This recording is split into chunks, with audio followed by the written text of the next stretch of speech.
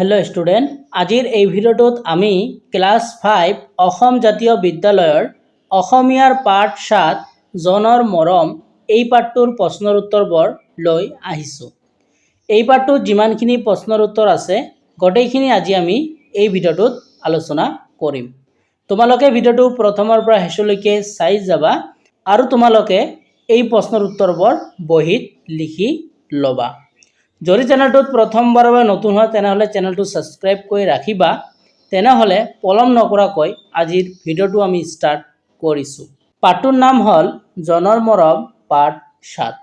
এতিয়া আমি ইয়াৰ প্ৰশ্নৰ উত্তৰবোৰ লৈ আগবাঢ়িছো। তোমালোকক 1 নম্বৰ প্ৰশ্নটো দিয়া আছে, প্ৰথমে কোৱা তাৰ পাছত লিখা। তোমালোকক ক নম্বৰটো দিয়া আছে জনবাইৰ কত ঘৰ।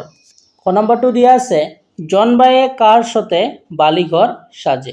গ নম্বৰটো দিয়া আছে লুকা-ভাকু খেলত জনবায়ে কি কৰে। এনেকৈ তোমালোকক কৰ পৰা প্ৰথমলৈকে প্ৰশ্নবোৰ দিয়া আছে। প্ৰথমতে মই তোমালোকক 1 নম্বৰ প্ৰশ্নবোৰৰ উত্তৰ দিম। তোমালোকক 1 নম্বৰ প্ৰশ্নটো দিয়া আছে প্ৰথমে কোৱা তাৰ পাছত লিখা। ক নম্বৰ প্ৰশ্নটো দিয়া আছে জনবাইৰ কত ঘৰ। তো ইয়াৰ উত্তৰটো তোমালোকে লিখিবা জনবাইৰ ঘৰ আকাশত তৰাৰ মাজত।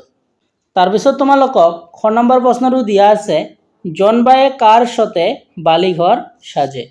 তো ইয়াৰ উত্তৰটো তোমালোকে লিখিবা জনবায়ে তৰাৰ সতে বালিঘৰ সাজে। গ নম্বৰ প্ৰশ্নটো দিয়া আছে লুকা-ভাকু খেলত জনবায়ে কি কৰে। ইয়াৰ উত্তৰটো তোমালোকে এইদৰে লিখিবা লুকা-ভাকু খেলত জনবায়ে থিতাতে লুকায় আৰু ঘনে ঘনে জুমি জুমি যায়। তোমালোকে ভিডিওটো পজ কৰি লিখি লবা। তাৰপিছত তোমালোকক খ নম্বৰ প্ৰশ্নটো দিয়া আছে জনবায়ে কিয় দেইপুৰি মৰ বুলি কৈছে। ইয়াৰ উত্তৰটো তোমালোকে এইদৰে লিখিবা সোণাইৰ পৰা আঁতৰত থাকি বেজাৰতে জনবায়ে দেইপুৰি মৰ বুলি কৈছে। তাৰপিছত 9 নম্বৰ প্ৰশ্নটো দিয়া আছে জনবায়ে কেতিয়া আইতাৰ সাধু শুনে। তো ইয়াৰ উত্তৰটো তোমালোকে লিখিবা জনবায়ে সোণালী নিশাত আইতাৰ সাধু শুনে। তাৰপিছত তোমালোকক 5 নম্বৰ প্ৰশ্নটো দিয়া আছে জনবায়ে কাক অকণি শুনাই বুলি কৈছে। তো ইয়াৰ উত্তৰটো তোমালোকে লিখিবা জনবায়ে কবিক অকণি শুনাই বুলি কৈছে। তোমালোকক 1 নম্বৰত এইকেইটাই প্ৰশ্ন দিয়া আছিল কৰ পৰা প্ৰথমলৈকে। মই তোমালোকক প্ৰশ্নবোৰৰ উত্তৰ লিখি দিলোঁ। আশা কৰিছোঁ তোমালোকে প্ৰশ্নবোৰৰ উত্তৰ লিখি ল'লা। এতিয়া আমি নেক্সট যিবোৰ প্ৰশ্ন আছে এইবোৰ লৈ আগবাঢ়িছোঁ। তোমালোকক 2 নম্বৰ প্ৰশ্নটো দিয়া আছে ওপৰৰ কৰ পৰা প্ৰথমলৈ লিখা উত্তৰখিনি লগ লগাই কি হয় লিখি যোৱাচোন। তোমালোকক কৰ পৰা প্ৰথমলৈকে গোটেইখিনি উত্তৰ লিখিব কৈছে আৰু কি হয় এইটো চাব কৈছে। যেহেতু মই তোমালোকক লিখি দিলোঁ উত্তৰবোৰ তোমালোকে এইবোৰ লিখিবা, ঠিক আছে। তাৰপিছত তোমালোকক 3 নম্বৰ প্ৰশ্ন দিয়া আছে বাক্য ৰচনা কৰা। এতিয়া আমি এই বাক্য ৰচনাবোৰৰ উত্তৰ তোমালোকক দিম। 3 নম্বৰত দিয়া আছে বাক্য ৰচনা কৰা। ইয়াৰ প্ৰথমটো দিয়া আছে ঘনে ঘনে। তো ইয়াৰ উত্তৰটো তোমালোকে লিখিবা ল'ৰাটোৱে ঘনে ঘনে মোৰ পিনে চাই আছে। তোমালোকে এইদৰে লিখিবা, নতুবা তোমালোকে বেলেগ ধৰণে বাক্য ৰচনা লিখিলেও কিন্তু হ'ব। তাৰপিছতো দিয়া আছে বালিঘৰ। তো ইয়াৰ উত্তৰটো তোমালোকে লিখিবা জনবায়ে তৰাৰ লগত বালিঘৰ সাজে। তাৰপিছতো দিয়া আছে লুকা-ভাকু। তোমালোকে এইদৰে লিখিবা অংকুৰৰ লুকা-ভাকু প্ৰিয় খেল। তাৰপিছতো দিয়া আছে জুমি জুমি। তোমালোকে এইদৰে লিখিবা ৰাহুলে অংকুৰৰ ফালে জুমি জুমি চাই আছে। তাৰপিছতো দিয়া আছে মিচিকি মিচিকি। তো এইটো তোমালোকে এনেদৰে বাক্য ৰচনা কৰিবা ৰহিমক দেখি কৰিমে মিচিকি মিচিকি হাঁহিছে। মই তোমালোকক বাক্য ৰচনাবোৰৰ উত্তৰ লিখি দিলোঁ। আশা কৰিছোঁ তোমালোকে বাক্য ৰচনাবোৰ লিখি ল'লা। এতিয়া আমি নেক্সট যিবোৰ প্ৰশ্ন আছে এইবোৰ চাওঁ। তাৰপিছত তোমালোকক 4 নম্বৰ প্ৰশ্নটো দিয়া আছে বুজা আৰু লিখা।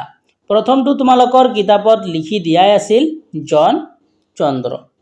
এতিয়া তোমালোকক এইবোৰ সমাৰ্থক শব্দ লিখিব কৈছে। তো তোমালোকক পৃথিৱী দিয়া আছে। তো পৃথিৱীৰ সমাৰ্থক শব্দ কি হ'ব ধৰা হ'ব। তাৰপিছতো দিয়া আছে তৰা। তো তৰাৰ সমাৰ্থক শব্দ কি হ'ব নক্ষত্ৰ। তাৰপিছতো দিয়া আছে বেজাৰ।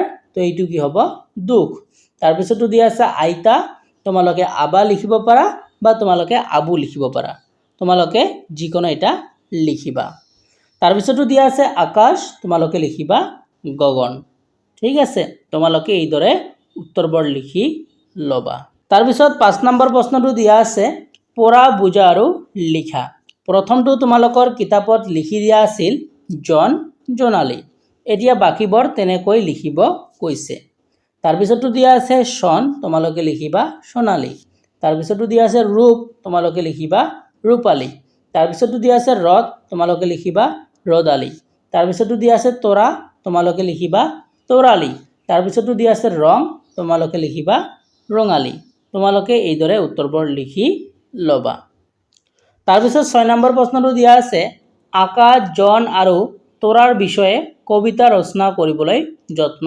কৰাচোন তো তোমালোকক কবিতা ৰচনা কৰিব কৈছে তো তোমালোকে এইটো ঘৰতে কৰিবা তাৰপিছত 7 নম্বৰ প্ৰশ্নটো দিয়া আছে তলত দিয়া উপযুক্ত শব্দটো বিচাৰি খালি ঠাই পূৰ কৰা তো প্ৰথম তোমালোকক দিয়া আছে জুমি জুমি মিচিক মাচাক ৰিনিকি ৰিনিকি লুকা ভাকু তোমালোকক এইবোৰ বাক্য দি খালি ঠাই পূৰ কৰিব কৈছে ক নম্বৰটো দিয়া আছে জন্টই আকাশত ডাৱৰৰ লগত লুকা ভাকু খেলিছে দেশত কি হ'ব তোমালোকৰ লুকা ভাকু ঠিক আছে তাৰপিছত খ নম্বৰটো দিয়া আছে সৰু ছোৱালীজনীয়ে ডেশ কৈ হাঁহি আছে তো ইয়াতে কি হ'ব মিচিক মাচাক গ নম্বৰটো দিয়া আছে ল'ৰাটোৱে মানুহখিনিলৈ ডেশ চাই আছে খালি ঠাইটোত কি হ'ব জুমি জুমি ঘ নম্বৰটো দিয়া আছে দূৰৈৰ বাঁহীৰ সুৰ ডেশ শুনা গৈছে খালি ঠাইটোত কি হ'ব ৰিনিকি ৰিনিকি তোমালোকে এইদৰে